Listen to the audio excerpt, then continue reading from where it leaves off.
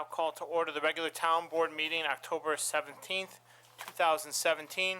Visitors are invited to join board members in standing to recite the Pledge of Allegiance. I pledge allegiance to the flag of the United States of America and to the republic for which it stands, one nation, under God, indivisible, with liberty and justice for all. Roll call. Councilwoman Barnum. Here. Councilwoman Hush-LaRae. Here. Councilman Perticone. Here. Councilman Weiner. Here. Supervisor Seeley. Here. And attorney for the town. Thank you. Thank you, Madam Clerk. We have a modest agenda tonight, a few housekeeping special presentations to start our meeting off. Then we're going to have, I think, 4 total public hearings from a varying degree of topics.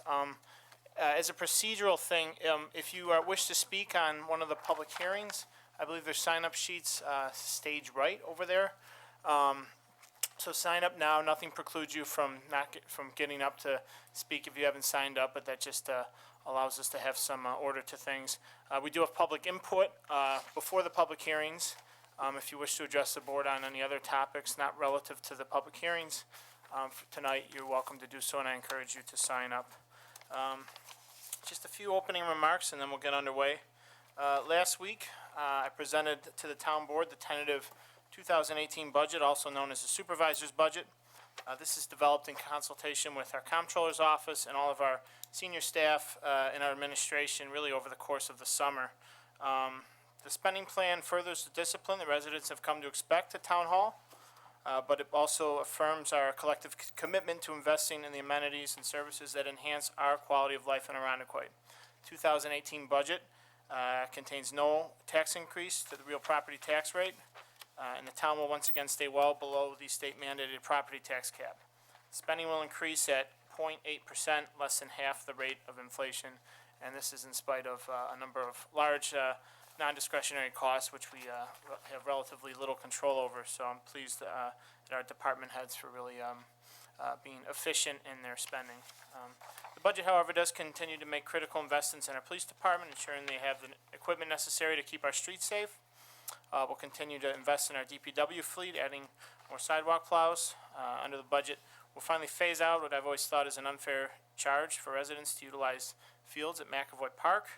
Finally, I'm proud that this budget makes critical investments to allow our new town library to offer enhanced programming for our residents. And for one of the presentations upcoming, they will be very pleased to hear that, I hope. The financial health of the town is strong. That was recently verified by a state comptroller's recent report that the town's fiscal stress is negligible, and that is not the case with many of our cohorts throughout the state. So I look forward to working with the residents and the town board to adopt the final 2018 budget in the coming weeks. Yesterday marked the start of the annual bow hunt for our deer management program. Recently, as many folks know, the town board passed new guidelines for the program in order to allow our police department to oversee the program and better manage our deer herd, something that's necessary for both public health and public safety purposes. For more information about the program, I encourage residents to visit the police department's website at irondequoit.org. And the bow hunt runs through early December, if necessary. In 2 weeks, the Irondequoit Bay Outlet Bridge will swing closed, thus effectively opening up traffic between Webster and Irondequoit. This will take place November 1st at 9 a.m. It's my intention that the town will remove its long-standing state of emergency as a result of high water levels at that time the bridge closes, as water levels have receded and boat traffic will thus be reduced to a minimum with the bridge being closed. On October 28th, which is a Saturday from 10 a.m. to 2 p.m., the Irondequoit Police Department, in conjunction with the Drug Free Irondequoit Together Coalition and the PTSA, will host a Not in My House prescription drug drop-off at the police department. I really encourage all residents to take advantage of this easy opportunity to dispose of old medication, something that I think is a critical tactic as we look to address the drug epidemic in our communities throughout America, especially as it relates to prescription drugs. Thank you to the police department. I encourage you to contact them at police@irondequoit.org. As always, a reminder that the drop box is available at the police department during normal business hours. This Saturday event offers a little bit more flexibility to residents. They can just come drop it off alongside the driveway. Recently, I had the pleasure of joining the Rogers Orchard neighborhood in dedicating new playground equipment at Joshua Park. This project was executed through our Neighborhood Enhancement Program. The Neighborhood Association identified playground equipment they deemed as a priority, and the town board gladly incorporated those into our capital improvement plan. This coming Thursday marks the final day of the 2017 Farmers Market. As always, thank you to Donna Pecora and the great many volunteers for their collectively really hundreds, if not thousands of hours of work over the course of the year to organize the market. Also, special thanks to our vendors. There were more of them this year. And always thank you to the residents for their patronage. Also on Thursday, October 19th, the Arundecoit Recreation Bureau will hold its second annual Halloween trick-or-treat from 5:30 to 7:30 at the Pine Grove Community Center at 154 Pine Grove Avenue. This is a free event and is geared towards pre-K and elementary children. If you missed that, on Thursday, October 26th at 6 p.m., the Arundecoit Library will be hosting a trick-or-treat trail. Deputy Supervisor Perticone will be attending both events gleefully. This coming Saturday, our county clerk, Adam Bello, and the Vacant and Abandoned Property Task Force will be co-hosting a home fair. This event is designed to highlight all of those housing services available in the Rochester, New York area, from home loans, rehabilitation grants, and foreclosure prevention services. This fair will help put those in need with those who can help. This takes place at 10 a.m. this Saturday, October 21st, at 1605 Buffalo Road in Gates. A reminder, the town will hold its annual Veterans Day ceremony Saturday, November 11th at 10:45 a.m. Thank you, as always, to the American Legion for hosting this event. And town offices will be closed November 10th, a Friday, in observance of Veterans Day. November 4th, for what is always an exciting Saturday in Arundecoit, it's the first day of in-person reservations for 2018 rentals at Camp Eastman. This will run from 9 to noon and take place at the Pine Grove Senior Community Center, and I encourage residents to get in line early because it always is a long line. Again, online registration begins November 17th, which I believe is the following Tuesday. Finally, at our workshop every month, we have a habit of recognizing a member of our town hall staff who stands apart in our overall mission of serving the public.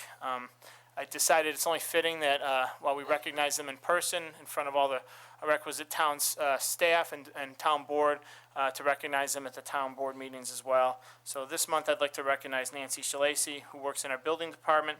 Nancy's primary job is administering the Arundecoit Home Improvement Program. Her beautiful face is right there for all those folks watching at home. I snapped that picture myself today. But what I can say is Nancy does a terrific job.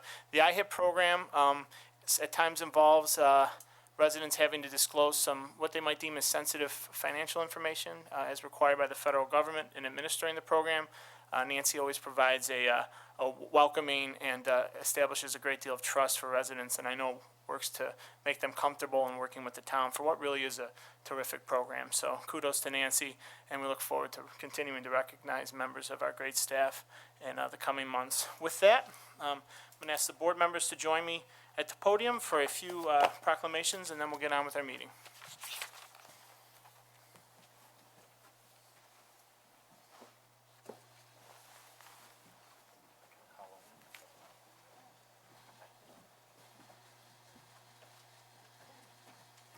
So first, I would like to ask the Friends of the Arundecoit Public Library to join us at the podium.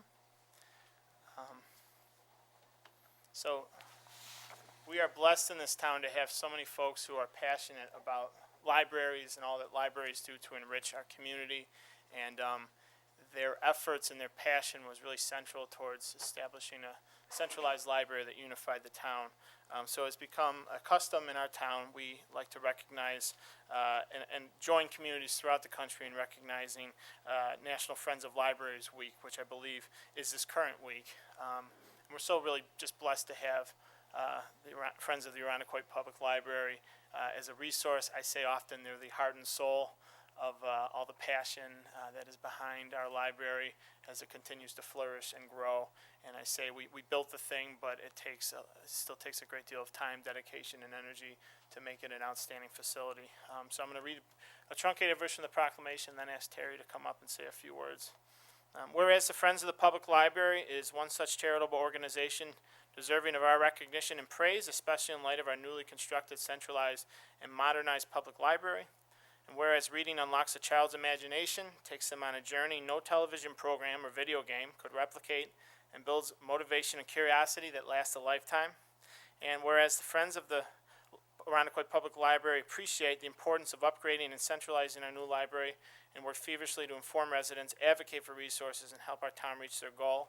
And whereas United for Libraries and Friends groups across the entire nation are celebrating the 12th annual National Friends of Libraries Week and declaring October 15th, 2016 to be Friends of Libraries Week, a time when we can celebrate the dedication exhibited by these volunteers and champions of our community. Now, therefore, let it be resolved that we, Supervisor David A. Seeley, and the Town Board, on behalf of the entire town of Irondequoit, do hereby proclaim October 15th through October 21st, 2017, as Friends of Libraries Week in Irondequoit, and do offer our support and gratitude for all they do to enhance our library. So give them a round of applause. And now, I'd like to invite Terry Dalton, who serves as president of the Friends of the Irondequoit Library, to come up and say a few words. Thank you, sir. Thank you, Supervisor Seeley and the Town of Irondequoit Board for this proclamation honoring the Friends of the Irondequoit Public Library this week, October 15th through the 21st. As some of you may know, the Friends is an all-volunteer organization, and our mission is to advocate for the library and to raise money. We sponsor about 75% of the programs that take place at the library, and we are successful because of the continued support of our 400-plus members and people of Irondequoit and the library town and all its officials. But we're not done. Right? We got one last By thing. all means. One last thing. Be shy. Okay, yeah. Come on, don't be shy. Excuse me. We have something special at the library. We encourage you to go over and take a look. From now through October 29th, we're having a pumpkin decorating contest, and it's employees of the various town departments and the library creating wonderful pumpkins, not carved, but decorated in other ways. And you can get to vote and help us raise a little awareness about the library. If you haven't been to the library, this is a great opportunity. Please stop by. Thank you. Thank you. Let's go take a picture in the middle here. There you go. Supervisor's office is going to send an RFP to the children of Irondequoit and see if they want to carve my pumpkin. Cheat the legal way.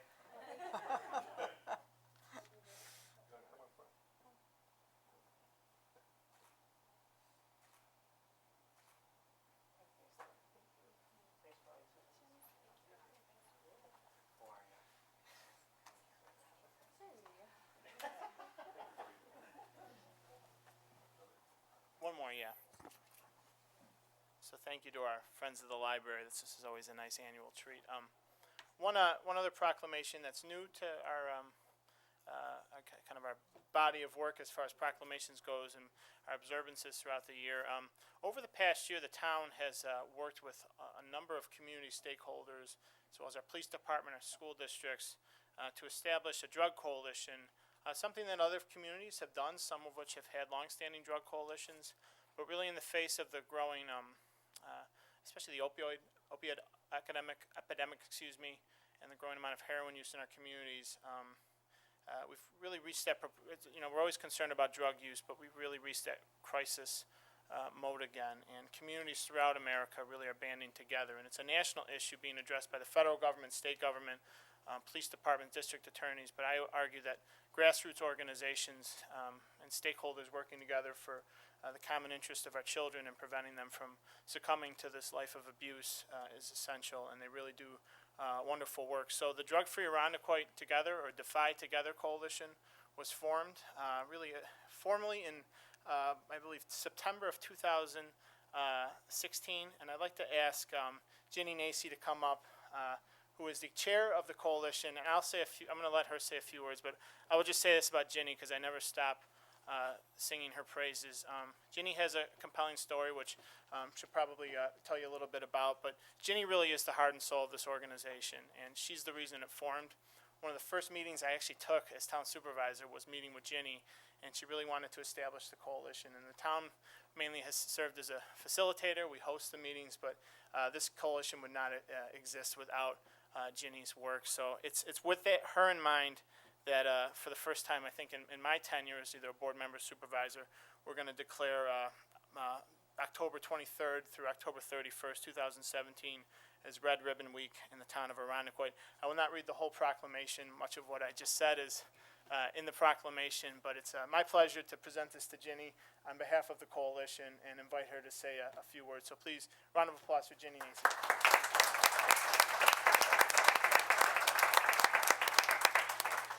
On behalf of Drug Free Arundequoit, or it's called Defy Together, I'm honored to accept the proclamation by Supervisor Seeley and the Town of Arundequoit Board.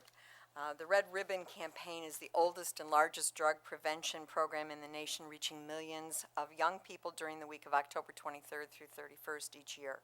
The Red Ribbon Campaign was started when drug traffickers in Mexico City murdered DEA agent Kiki Camarena.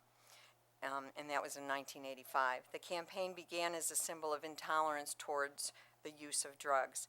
Defy Together's mission is to establish and strengthen collaboration among multiple community sectors to develop and support the implementation of programs and activities related to prevention, education, and reduction of youth substance use. This proclamation is important to us because it calls upon us as a community and is not limited to the schools only. We encourage businesses, individuals, and community organizations to display ribbons during this week. As Supervisor Seeley also mentioned, the DEA Drug Take Back Day on October 28th is working with the Arundequoit Police Department, with Drug Free Arundequoit and the PTSAs, and this is helping to meet our goal to educate the community to monitor, secure, and dispose of unwanted medications. From my own personal story, I had a son who did die of an opioid overdose with heroin laced with fentanyl, and it started from prescription drug use that was prescribed to him. We have young people that are using drugs that are in your medicine cabinets, and we encourage you to get rid of them. Don't leave them in your homes and in your medicine cabinets. So this is a great opportunity to get rid of some of those medications. So thank you.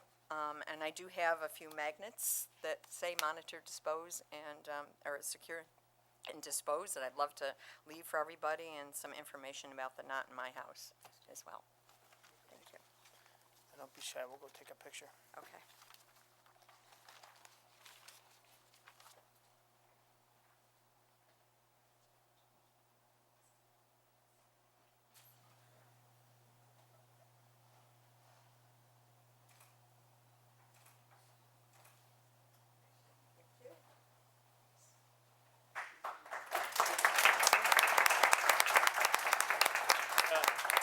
Before we turn the podium for public input, this past Saturday, you might have seen some media reports.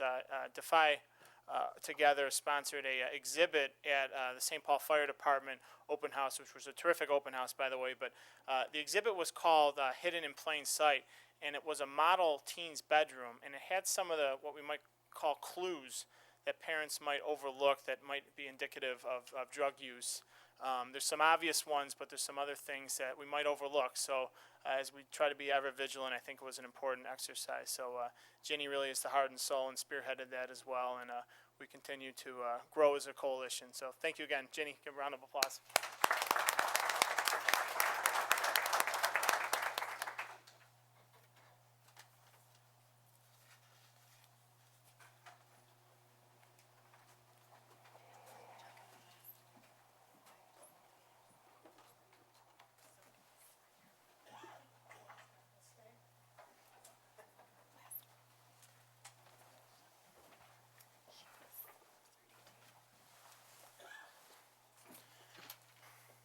That was good coverage. Good coverage on that. Okay, thank you for permitting us those special special presentations. I did not have anyone signed up for public input not relative to the hearings. If anyone wishes to address the board on public input of any number of topics, I invite you to come up now.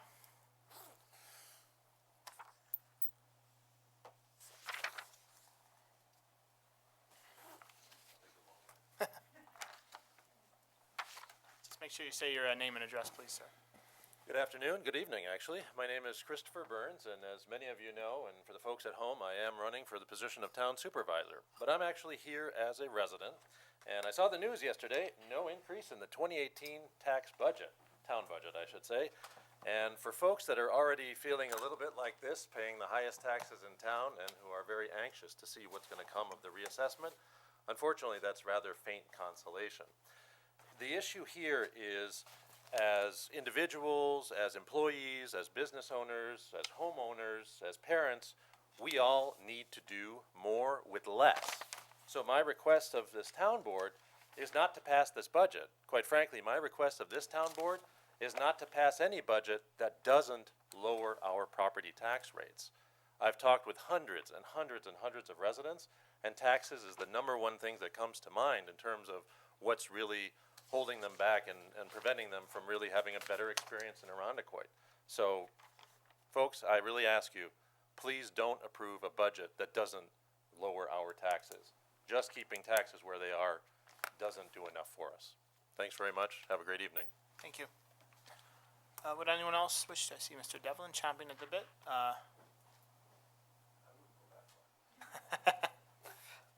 Gotta get you guys sitting closer up front. We can do that. Good evening, Greg Devlin, 135 Carroll Drive, and I wish all the library folks hadn't left. I thought it was interesting at this past weekend, Meliora weekend, at the University of Rochester. One of the key speakers was Peggy Noonan, and who used to be President Reagan's speechwriter. And the main theme of her speech was to read books. And she said, we should all encourage everyone to read books, because if we don't, they will disappear. And I thought she had a very good point. But I thought I wish the library folks were here to hear that. But I looked at the packet for this evening's meeting, and there are a lot of public hearing issues here, and each one of the public hearing issues, in fact, each one of the agenda items, has a sheet or two or three or whatever in the back explaining what it's all about. But I noticed that there is one item on here, and under public hearing, it says on the matter of rezoning parcels on Titus Avenue and Lorraine Drive. And there is no explanation, no explanatory sheets in here at all. And for example, the public hearing for the keeping business going at the billiard hall had 7 sheets of paper describing what's going on. This one has nothing, and it should. And I don't know why. And I suspect it has something to do with I-Square. And I-Square is a big deal. It's very, very important. I want to see it succeed. If you had that information in here, it might help the people come and make a learned decision to support I-Square at the public hearing. But if they don't have anything here, if they read it at all, they're not going to come because they don't know what it's about. Thank you. Thank you. Any other residents wish to address the board in public input? Hearing none, we will move on to our financial report. Comptroller Seeley. The 2017 financial results for the town as of the end of the third quarter, September 30th. Total expenditures and encumbrances are 81.3% of budget, $27,760,000, higher than the 75% of the year that has elapsed. The actual expenditures are $25,299,000, and encumbrances are an additional $2,461,000. Included in the total expenditures of $27.8 million is approximately $3.7 million of fire-related expenditures, $2,753,000 of actual fire-related expenditures, and $904,000 of encumbered fire-related expenditures. Without the fire-related expenses, the town would be at $24,103,000, or 70.6%. That's only up slightly from last year at this point in time. The fire-related costs of $3.7 million break down as follows. In the highway fund, $1,595,000. General fund, $1,361,000. Included here are cost for demolition, and $55,000 toward the new temporary DPW structure. In sewer is $687,000, storm drainage, $14,000. General fund expenses are $15,644,000, or 78.2% of budget. Actual expenditures are $14,189,000, and encumbrances $1,455,000. As I mentioned previously, the general fund includes approximately $1,361,000 of fire-related costs.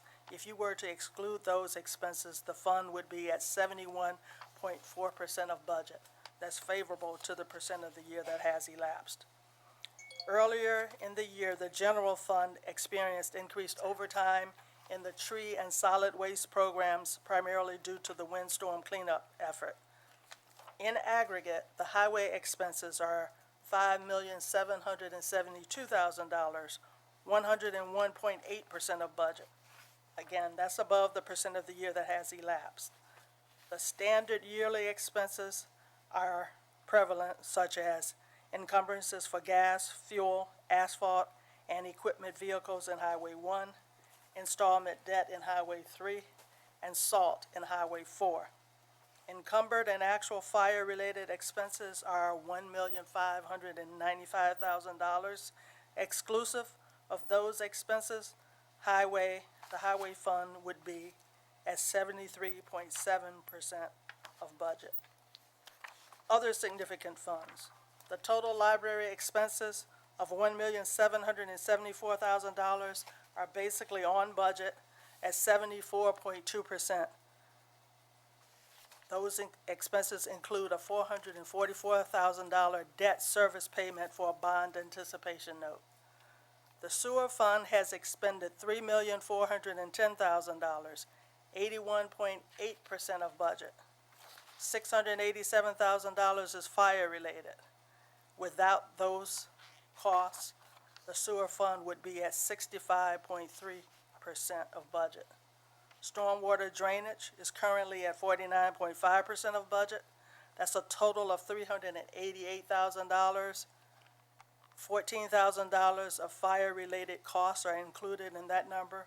Without those costs, the fire-related expenses equate to 47.8% of budget.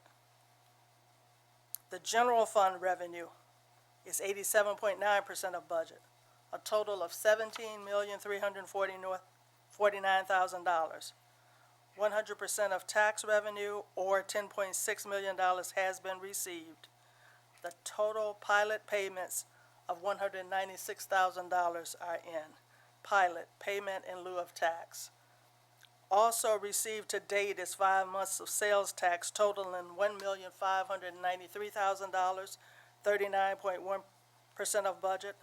3 months of mortgage tax equal to $161,000, or 20.6% of budget. $368,000, or 50.6% of franchise cable TV revenue, and the entire per capita state aid of $613,000.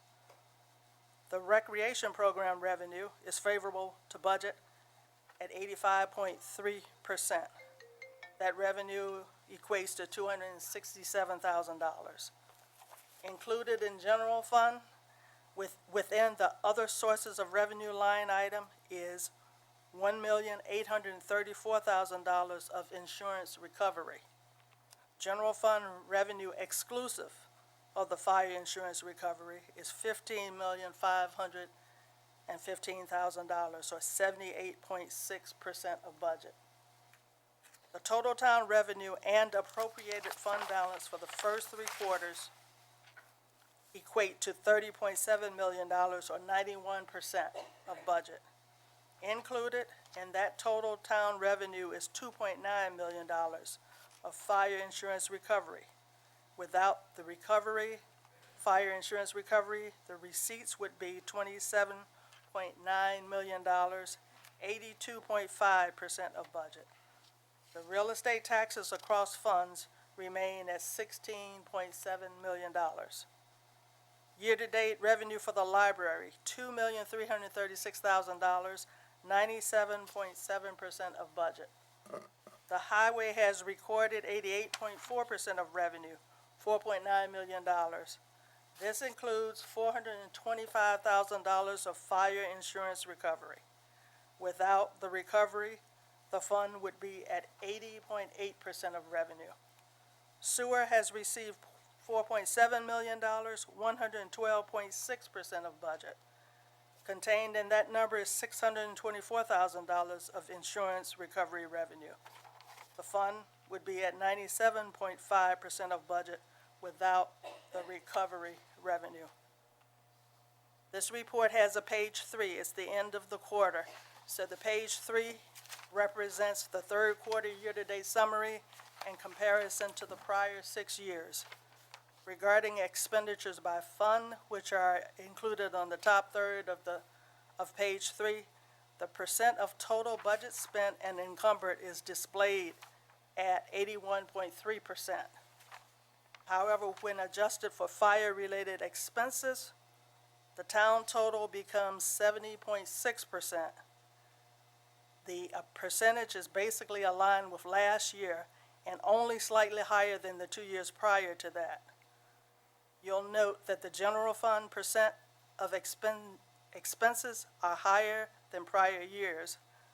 However, the collective fire-adjusted highway expenses are lower than the prior 3 years. The middle third of the page contains the pertinent sources of revenue for the general fund. And at the bottom third of the page are third quarter revenue comparisons of the other funds. The 2017 general fund revenue reflects 87.9%. However, adjusted for fire, it is 78.6% and only slightly lower than prior years. The revenue for the town as a whole is located at the bottom of the chart at 91%. That percentage adjusted for fire is 82.5%, and it is somewhat lower than the prior years. Factors that contribute to the lower percentages include timing of major revenue sources. For instance, last year's appropriated fund balance was notably higher than this year, and that appropriation was applied early in the year. This year, sales tax is significantly greater than last year. However, the majority of that revenue is received late in the year, and thereby it reflects a lesser percentage of revenue to date. Approximately 60% of sales tax is still due. Budgets for services from other governments and paving state aid are considerably higher than prior years, yet those revenues are not received until later in the year. The budgeted sale of sewer equipment will not take place. The Vector truck planned for sale was destroyed in the fire. Also, as a result of the fire, the town's fuel chargeback system is not yet totally operational for tracking. This concludes my report as of the end of the third quarter. Thank you, Annie, and we continue to appreciate the way you've divorced the non-fire expenditures with those associated with the fire. And at first blush, spending seems to be above track, but when you factor in the additional reimbursable expenditures as a result of the fire, we are again below track. So thank you for those efforts, and hopefully some expenditures that we did relative to the windstorm. There were a number of contractual services, overtime, other services relevant to maintaining the infrastructure, our sidewalks. Those expenses were encumbered, but now have the expectation of being reimbursed through state law passed in June to reimburse communities in Monroe County affected by the windstorm. So we are continuing to work with Assembly Ways and Means on that effort, and hopefully we'll have resolution to that soon. Any questions or comments on the financial report? Can I have a motion to accept? Moved. And a second? Second. All those in favor say aye. Aye. Opposed? The Financial report is accepted, and I believe now we are in public hearing time, so we will now move on to our 4 public hearings. Madam Clerk. First public hearing, number 1, to include 162 Lake Bluff Road into the sanitary sewer district. Can I have a motion to open the public hearing? Moved. And a second? Second. Commissioner Kylie, explanation, please, on this matter? Thank you, Mr. Supervisor. The resolution before the town board this evening, the public hearing, I should say, that has just been opened up, would allow the property located, 162 Lake Bluff Road. Road, to be accepted and able to tap in, and connect to the consolidated sewer district. Thank you. This is kind of a, I don't want to say routine, but we do a lot of resolutions like this as residents wish to connect with the consolidated sewer district. State law requires a town board resolution as well as a public hearing to take place. At this time, is there anyone wishing to come to the board to address the town board on this matter, the public hearing 1? Hearing none, I'll just take a motion to close public hearing. Moved. And a second. Second. All those in favor say aye. Aye. Opposed? Madam Clerk. Resolution 1A, approving the extension of the consolidated sewer district to include 162 Lake Bluff Road. I have a motion? Moved. And a second. Second. Consistent with Commissioner Kylie's explanation, this would allow 162 Lake Bluff Road to connect to the town's consolidated sewer district. It relates to the public hearing that was previously held where we had no residents come to address the board on. I will now ask all those in favor say aye. Aye. Aye. Opposed? Resolution is adopted. Madam Clerk. Public hearing number 2 on the matter to include 166 Lake Bluff Road into the sanitary sewer district. Motion to open the public hearing 2. Moved. And a second. Second. Thank you. Commissioner Kylie, brief explanation, please. Thank you, Mr. Supervisor. This public hearing is open for the public to comment on the connection of the property located at 166 Lake Bluff Road to enter into the consolidated sewer district. Thank you. Would any residents wish to come up and address the board on public hearing number 2 relative to the sewer connection, proposed sewer connection at 166 Lake Bluff? Hearing none, I'll now take a motion to close public hearing. Moved. And a second. Second. All those in favor say aye. Aye. Opposed? Hearing is closed. Madam Clerk. Item 2A, approving the extension of the consolidated sewer district to include 166 Lake Bluff Road. May I have a motion? And a second. Second. All those in favor say aye. Aye. Opposed? Resolution is adopted. Madam Clerk. Public hearing 3 on the matter of granting a special use permit for 529 East Ridge Road, East Ridge Billiards, also known as 521 East Ridge Road, in a C Business District. Motion to open public hearing. Moved. And a second. Second. All those in favor say aye. Aye. Opposed? Hearing is now open. Ms. Ivers, an explanation, please.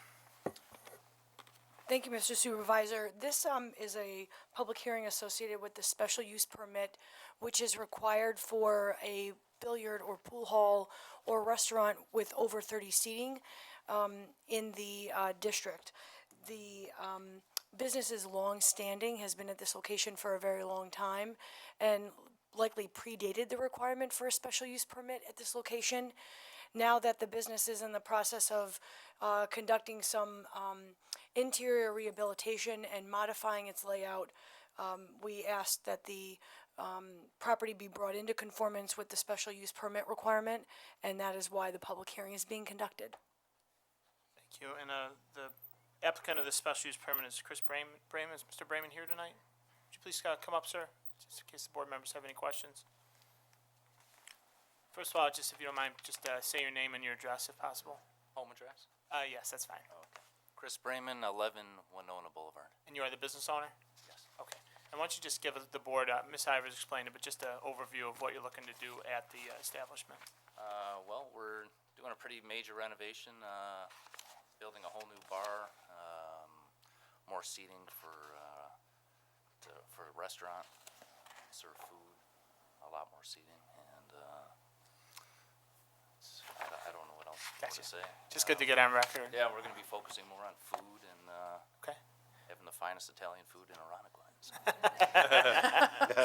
With nearby billiards. Any changes to outdoor, the parking, et cetera? No, Okay. Any outdoor seating? not yet. Not yet, okay.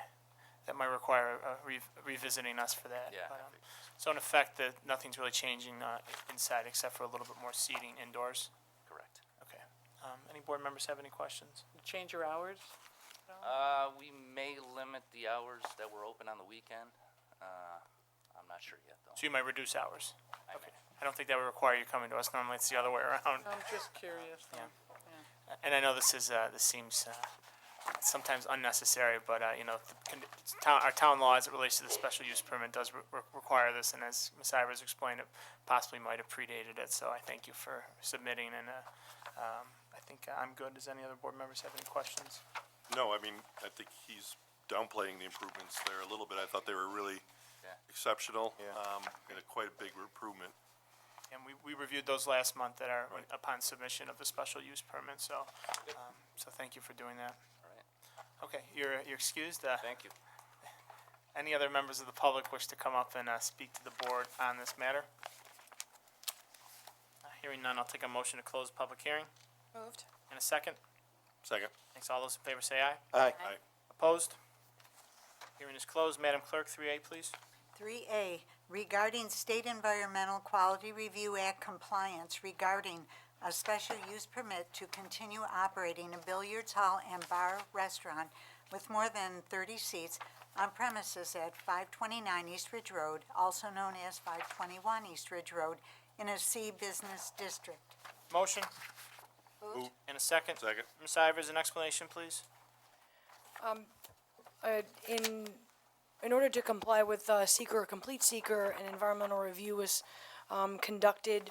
Part 2 and Part 3 of the EAF have been provided to the town board members for your review. The action involves a special use permit associated with the business. The changes that are triggering that special use permit are interior in nature. There are no environmental impacts or adverse environmental impacts associated with the action. For that reason, we're recommending a negative declaration for the purposes of seeker. Thank you, Carrie. Any questions or comments? Hearing none, all those in favor say aye.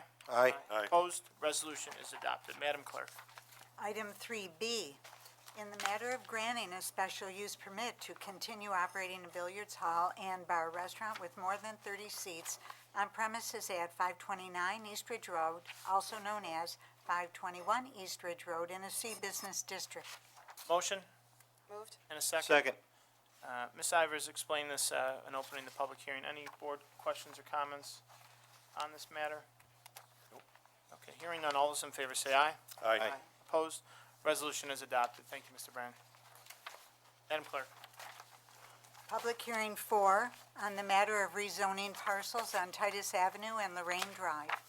Motion to open hearing. Moved. In a second. Second. Thank you.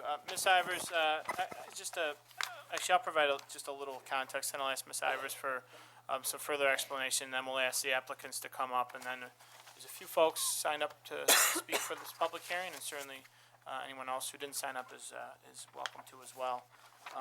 Last month, prior to our town board workshop, we had an application to rezone parcels on Lorraine Drive and Titus Avenue submitted to the town board for consideration. Pursuant to our policy, this was a policy enacted, I think, in 2014. Not enacted, but it was adopted by a previous supervisor, and the board has stayed consistent with it. We treat rezones very seriously. We've broadened our outreach as far as neighbors being notified, and now as a rule, an ad hoc informal rule, but as a rule practice, have the public hearing and then take a vote on the matter in a subsequent meeting. Last month, board members had on their desks and in their packets the application to rezone, which contained the narrative from the applicant as well as a description of the parcels being rezoned. Subsequently, we have received at our request, a preliminary concept plan for the expanded footprint. And just a little context here, I think it was in August, the town board passed a resolution expressing support for amending the I-Score pilot, which was initially adopted in 2013, expressing support to have it be expanded by COMEDA to encompass a larger footprint. And I'll note, only COMEDA can amend a pilot. That cannot be done by a town board. We can only express support or disapproval for doing so. One of the conditions of that resolution was that the project owners, I-Square, apply for a rezoning application to conform the additional properties to the existing zoning of the existing project. And Ms. Ivers can give a more thorough explanation on that.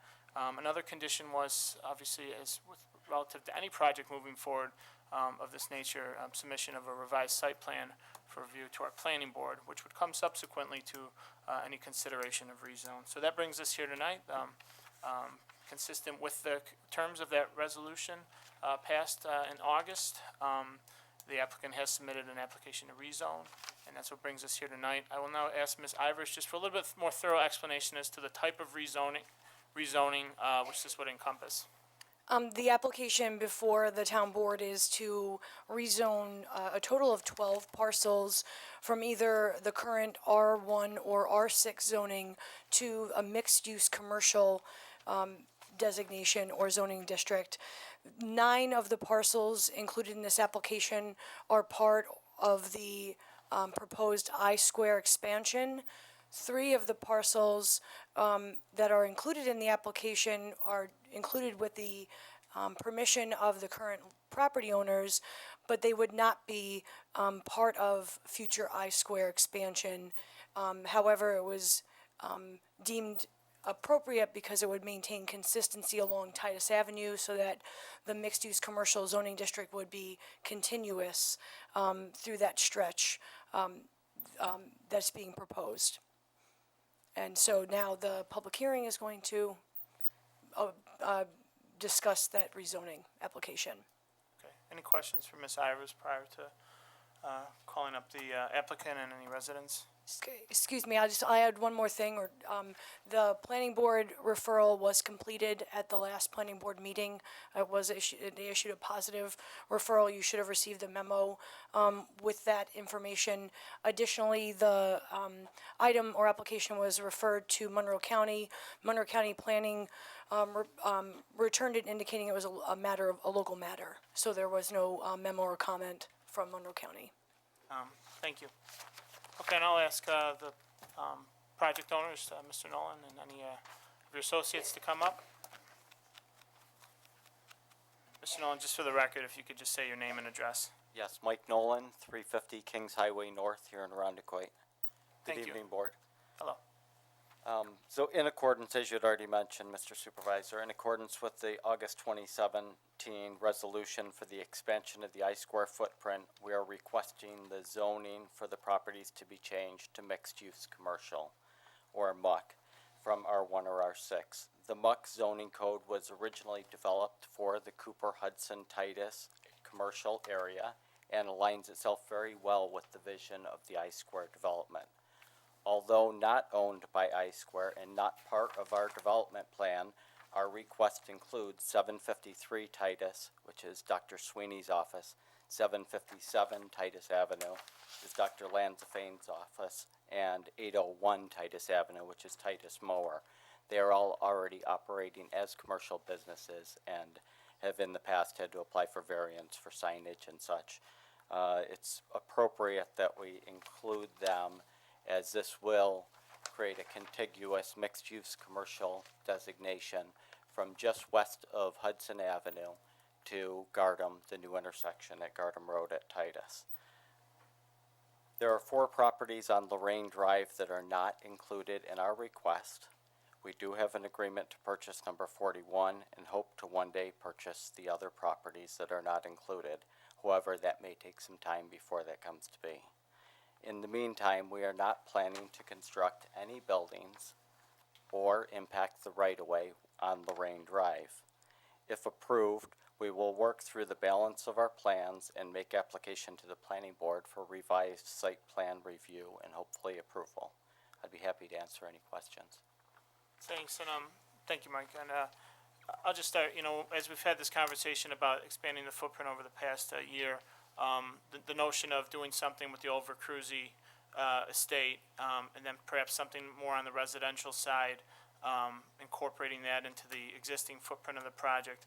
That's consistent with the concept plan that was provided to the board. Can you just give an overview of what, I know it's a concept plan, but what exactly you're looking to do? Right, certainly, and good question. Our overall concept or thought behind this is really to take the original 90 to 100,000 square feet of development that we originally applied to planning board for and were approved to build, but take that and do the parking and really having a better vision now of customer demands, customer needs, volume of business, volume of traffic, to take those same buildings and spread them out over a larger footprint. So at the end of the day, we'll end up with the same amount of constructed buildings and same square footage developed as our original plan was.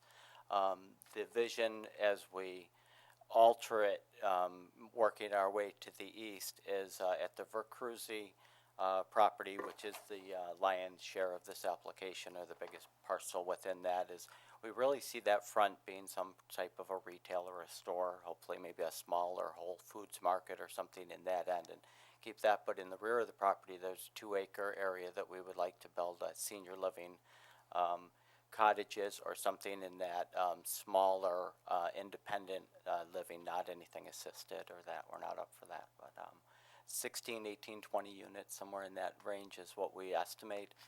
Once we have our zoning in place, we'll be able to go further ahead with our planning and really nail everything down to a more definitive site plan. So in other words, where the Vercruysse farmers stand once, the idea would be to have something retail, and then in back of where in effect the agrarian portion of the lot was, something more residential? Correct. Okay. Would the senior housing be for sale or for rent? For rent. I would have to own them under our pilot agreement. I'm not allowed to sell any of the properties within the I-Square footprint as approved. And are you looking to connect, obviously it connects via Titus because the other properties, existing commercial properties, the doctor's office, have consented to the rezone. Are you looking to connect through Lorraine Drive as well, whether it be pedestrian or a cut-through? We don't want to create any ingress or egress to I-Square through Lorraine Drive. That's not set for that traffic pattern, and it's not really appropriate as long as there's existing residences on there. If we are successful at buying the remaining properties on there, we would like to see travel path by golf cart or vehicle or otherwise connect the rear of Vercruysse's to the rear of I-Square across from by our maintenance and recycling center. And with the four that, I guess you're not, right at this point, you don't own all the, I don't know how many properties, if it's 12 or 13. 11 on Lorraine. And obviously the others that have consented to this, but the three closest to Titus, and then I think it's 41 at the rear, is that correct? Correct. And 41, you said you have an agreement?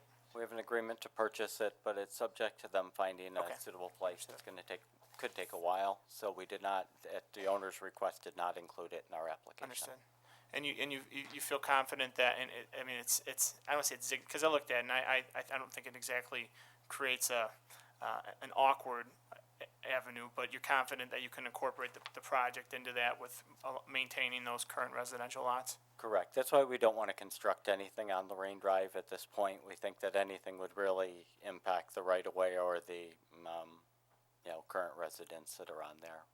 So we'll be, would like to construct parking area on there, expand one of our employee lots across that as part of our initial plan, but no buildings to be constructed. Okay. So does that mean parking on the east side of Lorraine Drive? It would be on the west side, but it really wouldn't be accessed through Lorraine. It would be expanding our existing employee parking lot across there, but not creating So it a wouldn't go traffic. across and have any over there? Right, that would create traffic onto Lorraine, which isn't something we want to do in the current time. Does your plan depend on, success of your plan depend on being able to acquire the other properties that you haven't acquired? Not really. I mean, we can't hold to that, or be guaranteed that we can purchase anything until it's closed. It's not ours, so we can't, The immediate development plans, this would allow us to do is proceed with the Vercruz property, the parking areas in, along, Lorraine Drive, and continue to work toward that, but, hopefully, it would be an incentive for us to purchase and find a way to make, a deal with the remaining, residents on the street, because then we could further develop that and, finish our whole vision, I hope. Have they seen your plan, the people who live there? I believe most of the residents on the street have had a verbal vision, but we really haven't published that to anybody other than to the town board, because it's hard to do a site plan. The very first thing you do in site planning is the zoning code review. So without zoning, it would be very difficult to have progressed our plans much further than we did. And one of the reasons why we'll close the hearing and then have a month to digest, I think, is we'll make, even if it is a concept plan, it was submitted to the board so we'll make that available for people as they continue to provide input, presumably over in that interim period. Because I think it's only fair. I mean, we take rezoning very seriously, as evidenced as dialogues we've had this year, and it's a big decision with land use, but we at our end of the bargain was expressing support for expansion of the pilot and the footprint on the condition that we reserve the right to assess if a rezone was adequate. So that's really what brings us here today. And I'll also note, and Ms. Ivers or our town attorney can state differently, but any consideration that the board makes, assuming if the board does elect to move forward with a rezone, the planning board process would really kick in, and as Mike knows, he's been before the planning board many times, but that's really where the planning board reserves the right to assess if the revised site plan is adequate and takes into consideration things like traffic patterns, other the neighboring residences as well. So this is one part of a potential process, but this would be ideally the first part of that potential process.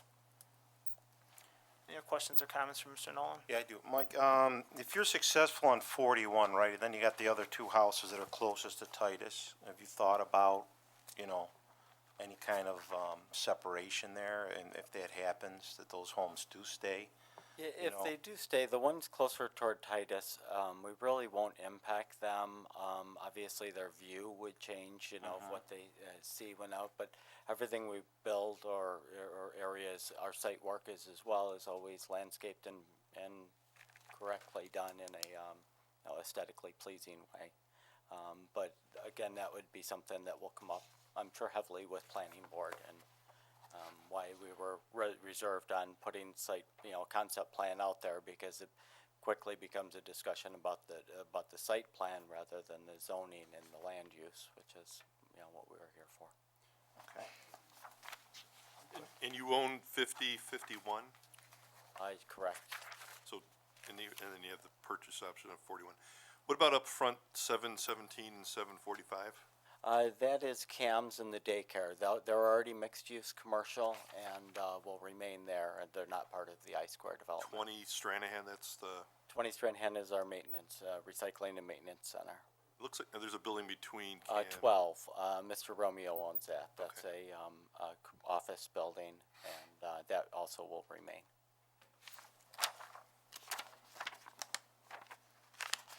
Anyone else? I just have one more question. The paving that you have on the existing site is, what do you call it, permeable? Permeable or pervious? Pervious, so that the water goes through it and there's not a lot of runoff.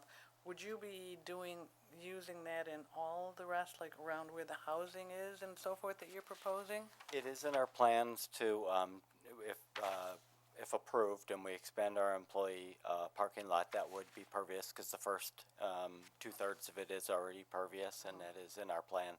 Same with the front of the Vercruz property is also planned to handle that way. And areas that will accept a lot of water, especially around buildings, we really feel strongly that permeable or pervious surfaces only make sense. We have a very deep bed of sand below everything we build here. If we allow the water to seep through that initial hard layer, then it's a problem that we don't have to deal with in the storm sewer system. Right, with that iPod, that EPOD that we have back behind the property. Correct, yes, yeah. To date, we've only lost water on a few days off the entire site of I Square due to our stormwater measures, so. Okay, It's been very, very successful so far. okay. Looks like you're Thanks for keeping the answering that. Cruzy barn. We would like to. We put a roof on it last year to preserve the building. It's a cool. It was actually built as a horse stable and still has all the initial stable setup inside it. And although pretty well deteriorated over time, the roof had a 8-foot diameter hole through it for a number of years. So it's not inhabitable, but it's savable in some form, and we definitely want to do that. That's a cool place. Okay, hearing no other questions or comments from Mr. Nolan, you're excused. We might ask you to come back up at some point during the hearing being open. So you're excused for now. Ms. Irish, just a question as it relates to seeker. Prior to any board action, I guess, relative to the rezone, seeker would have to be adopted. Correct? That's correct. So this is an unlisted action under, for the purposes of seeker. And, so the town board would be taking up, its seeker review associated with the rezoning application. Subsequent, application to the planning board would be, they would be addressing, seeker for that action, which would be the site plan approval and the EPOD permit. And so seeker would be undertaken, at the planning board level at that time, based on whatever plan is proposed or advanced. That would be similar to what was done for the senior housing project over on Culver Road, the Duran Senior Housing Project. It was a similar process. Very good. Okay, at this point, we have two residents signed up to speak to the public hearing, but certainly if other residents after those two residents wish to come and address us, they're more than welcome to. First signed up is Ann Burns, 199 Bellhurst. Ms. Burns?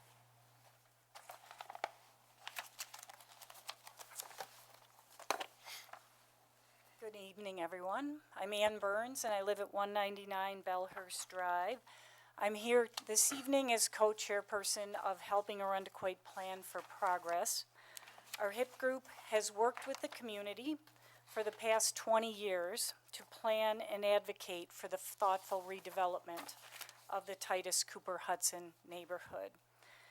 With all due respect for the Nolan family's investment in the town of Arundequoit, our comments tonight relate to the process related to rezoning these properties. The town board is being asked to contemplate a very significant change from residential zoning to high-density commercial zoning in the Titus Cooper neighborhood. This change would triple the mixed-use commercial district and create the potential for major development. Before any action can be taken in this regard, there are a number of questions and issues that need to be thoroughly addressed. First, the lack of a site plan and conceptual plan. As of this writing, the Nolan family has not filed a stamped site plan to detail their intentions. I know Mike discussed some parameters. That's not a stamped site plan. In July, when the planning board approved the revised I-Square site plan to remove requirements for building structures intended on Titus Avenue in their original site plan from 2012, this application did not include the expansion of I-Square to these additional properties on Lorraine and the Vercuzzi property. The land under consideration in this rezoning application is nearly 6 acres in total. Under the mixed-use code, there is a potential for approximately 247,000 square feet of lot coverage. Easily, well over 100,000 square feet of new buildings with massive parking lots will be allowed unless mitigation measures are taken prior to rezoning by this board. In addition, there are concerns for the 4 properties with homes at 41, 70, 80, and 90 Lorraine Drive who have not intended to sell to the Nolans. I know Mike discussed number 41 this evening. These individuals have all rights to protection under the law, and the cohesiveness of this street needs to be considered. In the review on September 25th, the planning board spent a lot of time, we were there, considering these homes, and were concerned about their status going forward. The town must require the applicant to submit a site plan for residents to review before rezoning can be approved. Second, there is no traffic study. The town has not asked the applicant to submit a detailed traffic study. I know Carrie Ivers just discussed seeker, and that resides with the planning board. This is necessary to show the potential enormous impact of this expansion on this neighborhood, its residents, and their property values. The mixed-use code would allow for hundreds of parking spaces across these properties. This is concerning. This would have a significant negative impact on traffic exiting on Titus Avenue and in this very compact neighborhood. Number 3, the demolition of homes on Lorraine Drive. It's unfair of the town to allow further demolition of homes on Lorraine Drive. This has already started. Left unabated, this will no doubt cause a disruption of the character of this and the surrounding neighborhoods. You've got Brookview, you've got Titus Ave, you've got Hedgegarth over into the nice neighborhood that leads down Gardam. This is a well-maintained residential street and an important thread in the fabric of the Titus streetscape between Cooper and Gardam. Number 4 is the lack of a seeker review. We understand that this needs to reside with the planning board, but this is an absolute necessity. It's a matter of state law. It's not discretionary. Under the law, the board is required to examine the most intensive uses allowable under the proposed zoning. Even if there is a known project, the board should conceptually review the potential impacts for maximum development that could be realized on the rezoned parcels. With these basic considerations, the board is required to examine the major negative impact of stormwater management, how it might affect downstream flooding, and we've got that pond down Titus Ave, with potential for several hundred workers, tenants, occupants resulting from this development. There must be an examination of sewer capacity. In addition, visual impacts and community character aren't just phrases. I know we throw them around a lot. They must be examined properly under seeker. This is really, really important. This is an important neighborhood. Number 5, conforming to the townwide and the Cooper Titus Hudson master plans. There's not only one master plan that overlays this neighborhood, but there's 2. We have the townwide and we have the Titus Cooper Hudson master plan. Quoting from the townwide master plan, redevelopment in mixed-use commercial areas must carefully balance high-quality commercial mixed-use development with preserving quality of life for surrounding residents. This balance is essential. Historic preservation review is number 6. We are fortunate in the town to have a historic preservation commission sanctioned by the state of New York. As such, it's required by state law to review all potential historic structures when redevelopment is considered. We appreciate that the Nolans put a new roof on the barn at the Vercruzzi property and that they view this structure as an interesting piece of architecture. We ask that this barn be retained as a piece of this property. The townwide plan and the Titus Cooper design guidelines call for the adaptive reuse of older buildings possessing architectural or historic importance. This was not considered last year when the Clem Dairy Ben Barnett building was demolished for a parking lot. Our town historian didn't even know that had occurred. It needs to be considered with this property. In closing, we would like to compare this proposed rezoning to the recent R5 application that the town board, the zoning board, and the planning boards all wrestled with this last summer. This was for 41 Colebrook Drive, the old St. Thomas School. The town board eventually voted that rezoning down. At least for that application, the developer had submitted site plans with renderings for the building that residents could respond to. There is no such detail with this application. In all fairness, the same expectation needs to be applied for this important neighborhood on Titus Avenue. Consequently, HIP recommends, in the strongest possible terms, that no action be taken on this application for rezoning unless the applicant produces detailed and legally stamped drawings that all interested parties can review. Because as we have seen, plans change. And we would like to make sure that whatever is said is allowed to be reviewed by the public. Along with this, HIP also strongly recommends that no further demolition permits for the homes on Lorraine Drive and the barn on the Vercuzzi property be issued until the applicant produces detailed development plans which can be reviewed by all interested parties. I thank you for your time. Thank you, Ms. Burns. Thank you. Just one thing to clarify. Seeker will be conducted prior to any decision made by the board. It'll be, if the rezoning is authorized, a different seeker will take place, but seeker will be conducted pursuant to state law by the town board prior to any decision being made. Greg Devlin up next.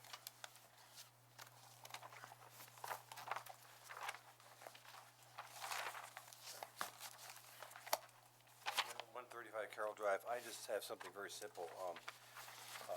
With Mr. Nolan's vision, which I'm not sure what it is, but he is a visionary at everything he's trying to do and such, and with considering Mrs. Burns' comments and such, I would like to see a process similar to what happened with 590, which is now Seabreeze Drive, and all the plans were actually on the walls here at Town Hall, and I would like to see Mr. Nolan have an opportunity to actually make a presentation to the public with all of his plans that he plans on doing there, so the public can actually see for themselves what he actually wants to do. So, Thank you. Would anyone else in the audience wish to come up and address the board? Yes, sir. And again, just please say your name and your address for the board for the record. Good evening. My name is Joe Sprascio, live at 93 Lorraine Drive, and I'd like to start out like this and say that I would like to withdraw my paper that I signed for rezoning. I am against it. I do not want to rezone my property. I tried to make a deal with Mike to buy my property. It didn't work out, and I definitely do not want to follow through with that, the rezoning. Also, I would like to say from the beginning, I-Square was supposed to be a place where everybody was supposed to walk to. They built the sidewalks wide. They made it so everybody in Arundecoit was supposed to walk to I-Square. That's what the original print here was passed at the town. And now he's, moving over, east onto, Lorraine Drive, buying properties. He made, I would say my neighborhood into a rental district. He started buying all the properties up, and I had banging music and thugging people and traffic up and down my street, and I just don't think it's fair for what he's doing to our neighborhood. He's buying houses and just tearing them down. I mean, you guys obviously don't really have a print of what he is doing on Lorraine Drive. I haven't seen anything. According to everybody else, a lot of people are saying they haven't seen anything here tonight. How can you guys vote and pass something that nobody has seen to scale to anything? A stamped print from an architect, we're just gonna move this forward and go forward, and it's okay for him to rip buildings down on Lorraine Drive and make a parking lot. And, also I'd like to say is, he, verbally was telling me he does want access to a Verkuzzi's through the back when he decides to build those little cottage buildings there. Eventually, he is going to try to make access back there. And that was verbally between him and I, he told me. And I don't agree with that either. Lorraine Drive is a cul-de-sac street. It's a dead-end street. It's been like that since 2000. That's when I moved in. I've been there for 17 years. And Mr. Romeo actually had a driveway that came out from Jack and Jill. And the town passed and made him close that because they did not want the traffic on Lorraine Drive. They actually made him close off that access from Jack and Jill to Lorraine to pull out onto Titus. They, obviously wanted it to be a dead-end street, non-traffic. And another thing, the windmills. Last Saturday night we had the major windstorm. I thought all night long there were 747s flying over my house. I mean, I'm definitely going to get some kind of meter to determine the sound of these windmills because I was told they're supposed to be as loud as a dishwasher. They're not even close to that. You guys want to come to my house and sit on my back deck or in my house when there's a windstorm, they are just atrocious. They are very, very loud. And I'm sure if any of my other neighbors are here, they will come up and say that also. And another thing about the windmills is when the sun's eating on my house from out of the west, I have the strobe effect. It's going through my windows. It's like my whole house is going like this through the sun from them windmills. I mean, they tried to pass windmills off a mile off Lake Ontario shore. It got turned down. But Mr. Nolan has them in the heart of Arundequoit. I mean, I guess that's all I really have to say. I just, I've been there for 17 years, and I just don't think it's right or what's going on. That's all. Thank you. Thank you. Would anyone else wish to address the board on this topic? Okay, hearing none, I'll now take a motion to close public hearing. I'll take a motion to close public hearing. Moved. Thank you. In a second. All those in favor say aye. Aye. Opposed? Public hearing is closed. Board will, as is customary with rezoning applications, accept commentary from residents at any time, whether submitted, written. We will also make available the conceptual plan, making clear it is a conceptual plan that was submitted to the board for consideration as well. And we continue to welcome feedback on this matter from residents and interesting parties, and certainly welcome that. And will, in all likelihood, render a decision at an upcoming board meeting. So with that, the public hearing is closed. I am now going to ask us to revert backwards in the agenda for the approval of minutes, just so I don't forget them at the end. Madam Clerk. Approval of minutes, September 12th, 2017, the workshop meeting. Motion. Move. A second. Second. Any questions or comments? Hearing none, all those in favor say aye. Aye. Opposed? Minutes are approved. September 19, 2017, the regular town board meeting. Motion. Moved. And a second. Second. Questions or comments, revisions? Hearing none, all those in favor say aye. Aye. Aye. Opposed? The minutes are adopted or approved. October 5th, 2017, special town board meeting. Motion. A second. Second. Questions, comments, revisions? Hearing none, all those in favor say aye. Opposed? Minutes are approved. Okay, we'll now revert back, revert back to agenda item number 5, I believe. Yes. Thank you, Madam Clerk. And just Item as number folks, 5. it's probably too late. I was gonna say, as folks are, if they do choose to leave, we just ask you not congregate. The sound does echo in here, and for the folks still in here, it's hard to hear. But continue, Madam Clerk, please. Okay. Authorizing the supervisor to renew an intermunicipal agreement with Ridge Culver Fire Department. A motion. Moved. And a second. Second. Commissioner Kiley or Deputy Commissioner Sinton, who wants it? Thank you, Mr. Supervisor. This allows you to enter into an intermunicipal cooperative agreement, again, with the Ridge Culver Fire Department.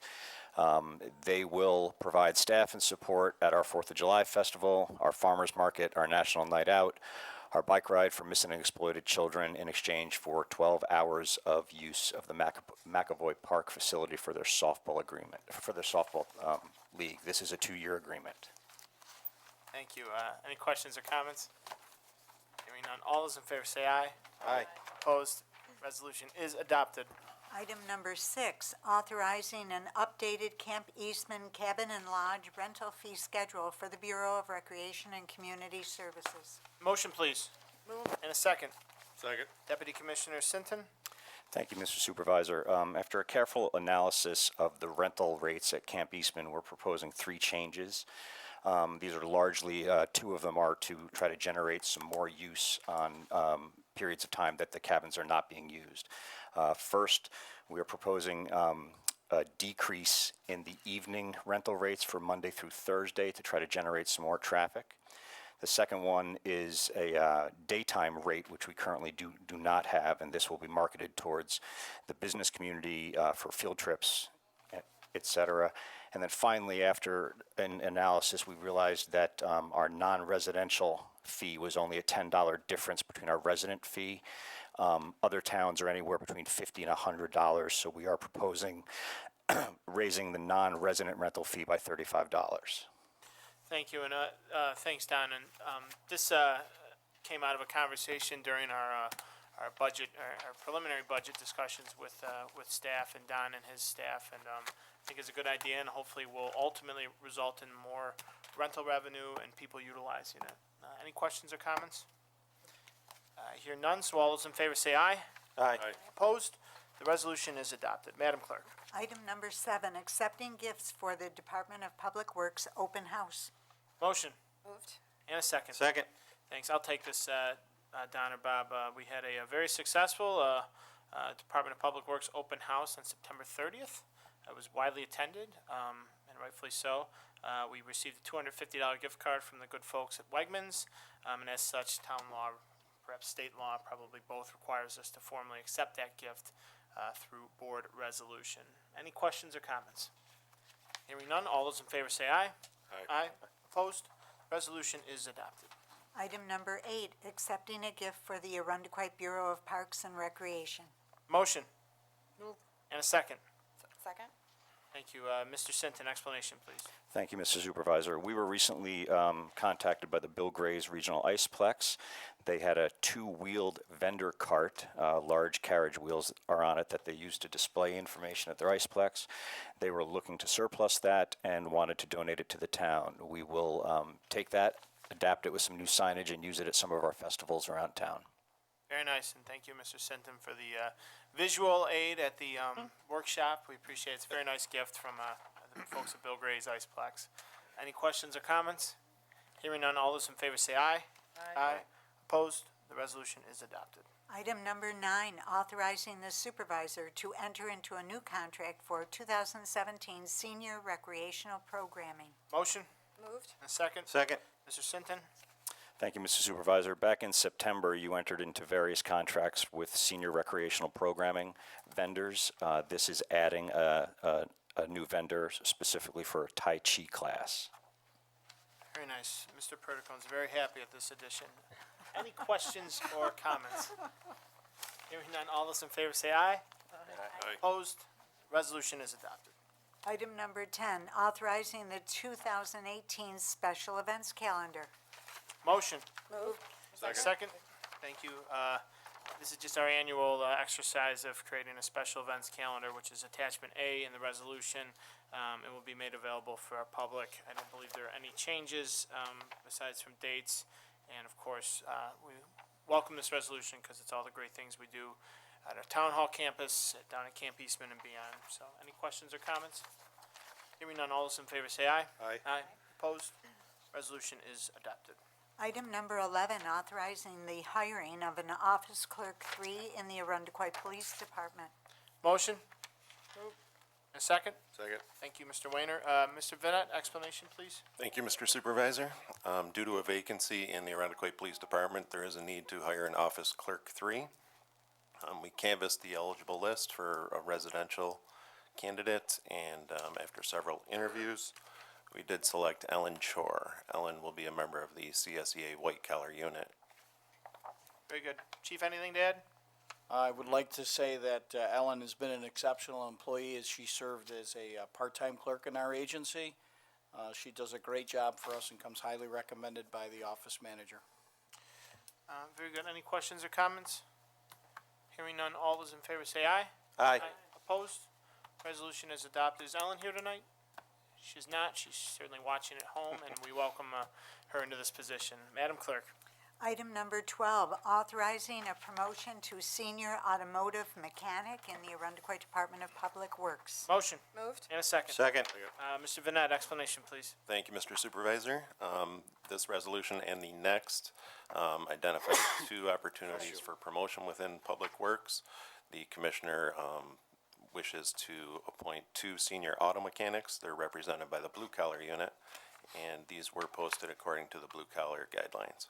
Very good. Bob, why don't you just, we'll certainly go through the procedure passing these separately, but just why don't you go through the two individuals you're recommending, please? Thank you, Supervisor Sealy. The first promotion opportunity that I'd like to put forth to the town board this evening is the promotion of Matthew Smith to the position of senior auto mechanic.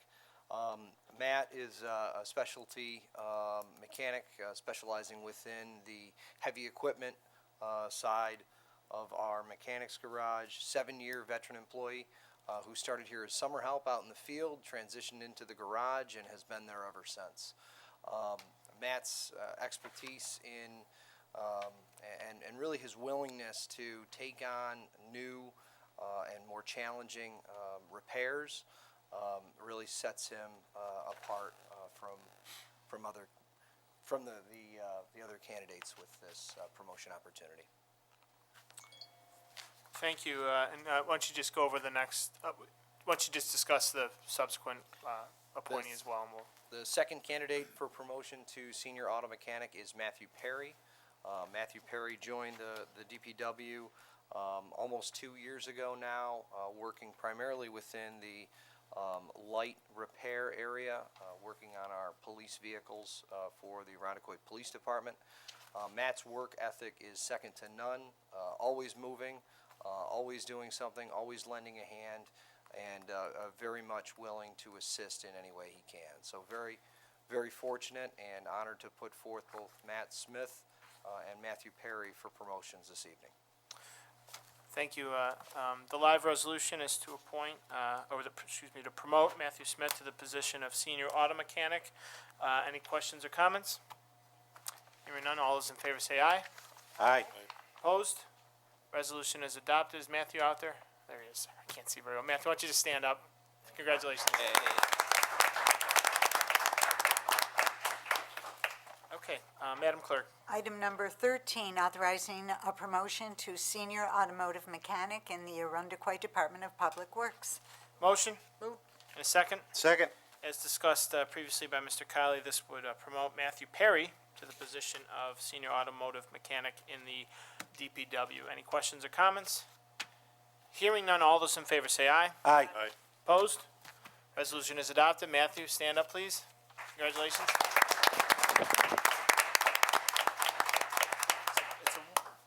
Congratulations, fellas. It's a great tradition we have. Whenever we promote or hire people, we make them stay here till the end of the meeting. We don't do it up front. So we got to make sure you're really committed to it. So if you can suffer through an hour and a half of me talking, I guess you're willing to do so. You know what I'm talking about, right?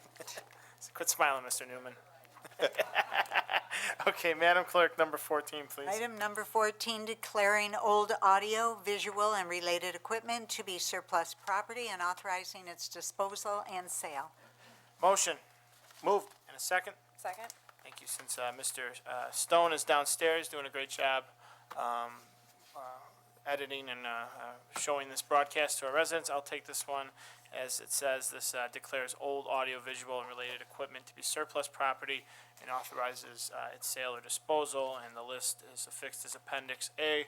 I'm sure many of these items are older than me, and we welcome their removal from the basement. Any questions or comments? Hearing none, all those in favor say aye. Aye. Opposed? The resolution is adopted. Madam Clerk. Item number 15, authorizing the purchase of two 2018 Dodge Charger police all-wheel drive vehicles and the associated appropriation transfer within the 2017 Police Department budget. Motion. Moved. And a second. Second. Chief, explanation, please. Thank you, Mr. Supervisor. The resolution before you is a request to purchase two police fleet vehicles. They will be replacing vehicles with a high degree of mileage on them.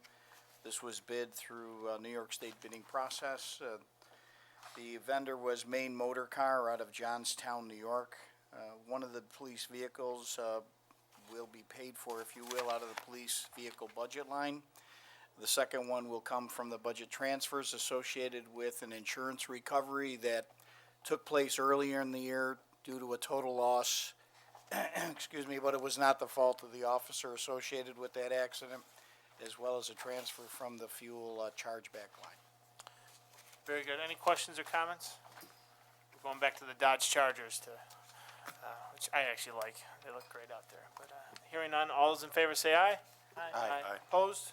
Resolution is adopted. Madam Clerk. Item number 16, calling for a public hearing authorizing speed reduction on Balcota Drive from St. Paul Boulevard to Winona Boulevard from 35 miles per hour to 25 miles per hour. Motion. Moved. And a second. Second. Chief Tantillo, an explanation, please. Thank you, Mr. Supervisor. As a result of a request, pardon me, again, from the residents in the area to conduct a study associated with speed reduction request. A number of residents had submitted their names via petition, and the volume on that side street off of St. Paul Boulevard to Winona Boulevard seems to be a little bit more than some of the other side streets. So it certainly warrants us looking into this and granting this resolution after the public hearing. Thanks, Chief, and certainly the thorough list of residents on that street, so obvious demonstration of support. Any questions or comments? I just wanted to make one comment, and we brought this up at the workshop, that we are looking at the possibility, and we are studying the townwide speed limit. Yes, and I think in the next handful of months, Chief, Commissioner Kiley, myself have been working on developing a recommendation for that. We've been working with the school districts on the relative speed limits there. What I will say is the board should expect, as discussed in the workshop, to have a recommendation to lower the speed limit in subsequent months, which would require a thorough process of amending town law and the normal process we go to. But I would expect that. So as we amend these streets, it's obviously we want to make sure we're responsive to residents, and there's no guarantee the speed limit would be reduced, but we're confident that any reduction made tonight would fall in line with any reduction made in subsequent meetings. And thank you for bringing that up. It's important to clarify. All those in favor say aye. Aye. Opposed? Resolution is adopted. Item number 17, authorizing the appointment of a member to the Town Zoning Board of Appeals. Motion Moved. and a second. Second. Thank you. This would appoint Ryan Trevis to the Zoning Board of Appeals for a term that actually would expire at the end of this year. Mr. Trevis has served as an alternate on the Zoning Board of Appeals, I believe, for almost a year. He's very enthusiastic and energetic, has been a great addition to that, and is very excited at this opportunity. He's a great young resident, young family, newborn, I believe, who I just met a few weeks ago, but actually very happy to advance this resolution. Any questions or comments? Hearing none, all those in favor say aye. Aye. Opposed? Resolution is adopted. Item number 18, calling for a public hearing on the Town of Arundequoit's application for funding through the Restore New York Communities Initiative. Motion. Moved. And a second. Second. Thank you.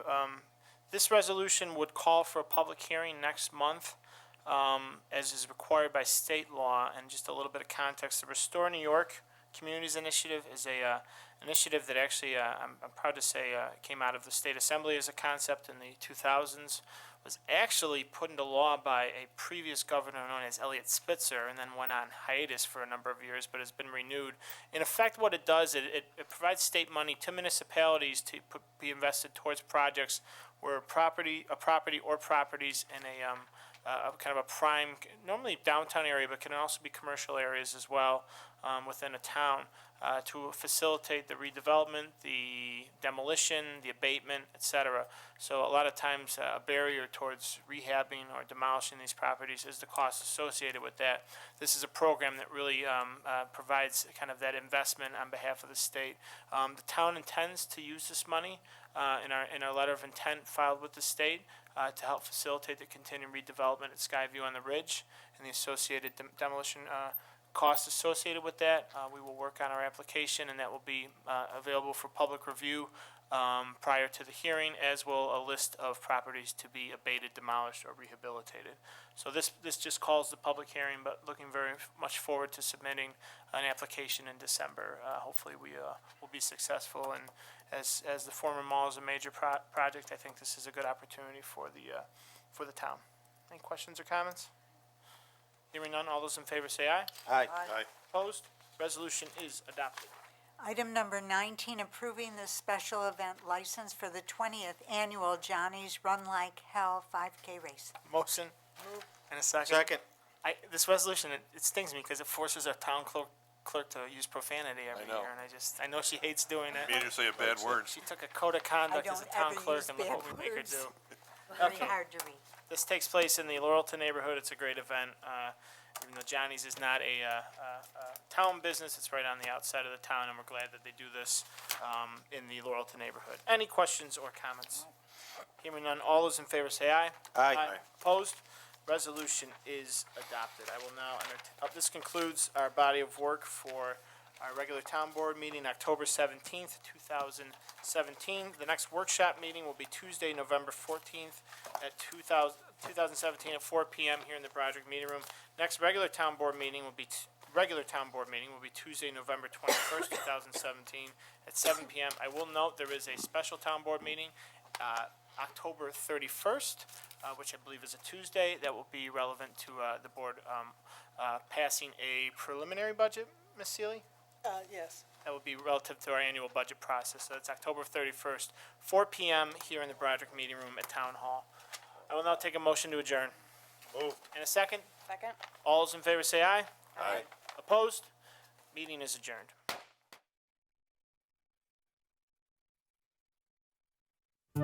We hope you enjoyed this presentation of the Irondequoit Town Board on ICAT 12, Irondequoit's government access channel.